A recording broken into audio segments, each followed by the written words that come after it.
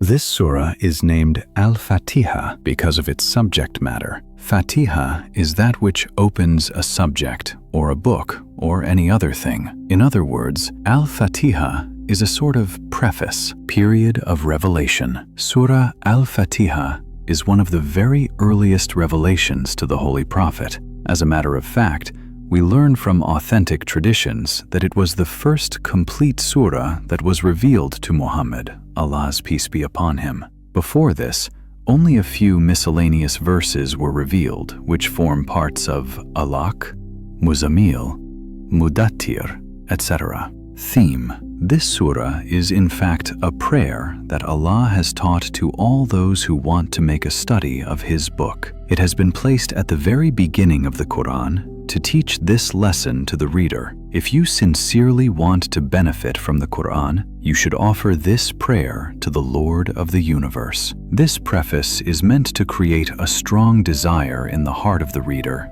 to seek guidance from the Lord of the universe, who alone can grant it. Thus, Al-Fatiha indirectly teaches that the best thing for a man is to pray for guidance to the straight path, to study the Qur'an with the mental attitude of a seeker searching for the truth, and to recognize the fact that the Lord of the universe is the source of all knowledge. He should therefore begin the study of the Qur'an with a prayer to Him for guidance. From this theme, it becomes clear that the real relation between Al-Fatiha and the Qur'an is not that of an introduction to a book, but that of a prayer and its answer. Al-Fatiha is the prayer from the servant, and the Qur'an is the answer from the master to the servant's prayer. The servant prays to Allah to show him guidance, and the master places the whole of the Qur'an before him in answer to his prayer, as if to say, "This is the guidance you begged from me." Bismillahir Rahmanir Rahim. In the name of Allah, most gracious, most merciful. Alhamdulillahi Rabbil Alameen. Praise be to Allah, the cherisher and sustainer of the worlds. Ar-Rahmanir Rahim, the most gracious, the most merciful. Maliki Yawmiddin, master of the day of judgment. Iyyaka na'bud wa iyyaka nasta'in. Thee do we worship, and thine aid we seek. Ihdinas siratal mustaqim. Show us the straight way. Siratal ladhina an'amta alayhim. Ghayril maghdubi alayhim. The way of those on whom thou hast bestowed thy grace, those whose portion is not wrath, and who go not astray. Surah Al-Fatiha is not merely the first page of the Qur'an. It is a threshold of awareness to which the human being returns throughout life. According to Islamic scholars, Al-Fatiha is not a list of requests made to God, but a concise framework that reminds the servant of who they are, whom they rely upon, and in which direction they are moving. For this reason, Al-Fatiha is seen in Islamic thought not only as a supplication, but as a summary of faith, ethics, and orientation. In explanations attributed to Imam Ja'far al-Sadiq, reciting Al-Fatiha with understanding is associated with inner presence and awareness, while recitation without reflection weakens the bond between words and the heart. This reflects a shared principle among Islamic scholars. Prayer is not merely about requesting.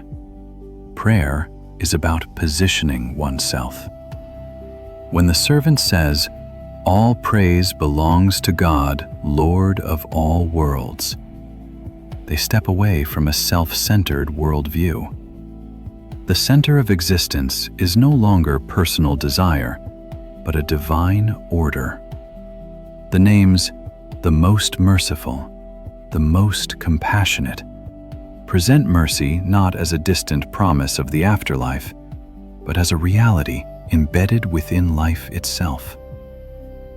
Master of the Day of Judgment reminds the human being that mercy exists, but so does accountability.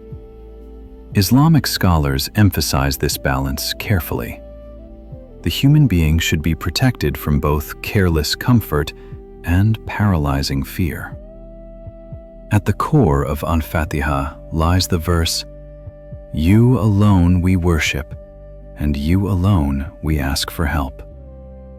In Islamic thought, this verse represents one of the most concentrated expressions of monotheistic awareness. Allama Tabatabai explains that it confronts the human tendency to unconsciously submit to power, status, or the ego. The supplication, "Guide us to the straight path," is an acknowledgement of human limitation.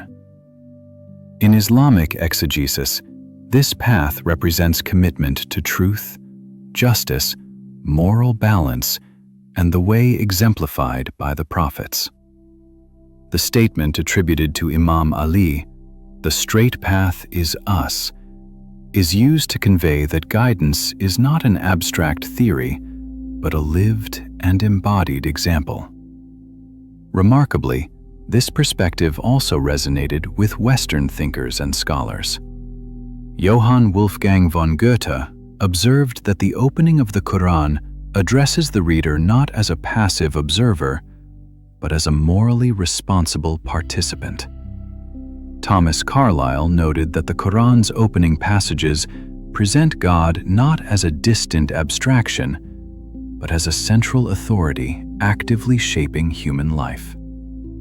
Islamic studies scholar Montgomery Watt described Al-Fatiha as a text of exceptional density, bringing together human dependence on God and the continuous search for moral direction.